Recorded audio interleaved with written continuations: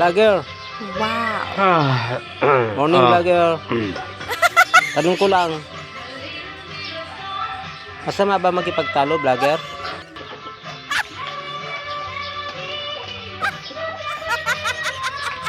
Depende niyan sa tao. Kung pinagtatalo niya ang baluktot niyang pangangatwiran, kahit alam niya ng mali siya, sige pa rin dahil ma-pride nga siya. Masama ang pagkipagtalo. Payo ko na lang sa'yo, no? Ano, vlogger? Huwag ka nang magipagtalo sa taong ayaw magpatalo. Alam mo kung bakit. Ano ang dahilan, vlogger?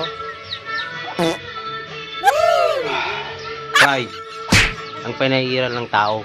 Pansariling karapatan na lang nila ang kanilang pinaglalaban. At hindi na iniisip ang karapatan ng taong kanilang kausap. Tumayo ko na lang, hindi ka mananalo sa kanila. Okay? Yun pala, vlogger. Thank you.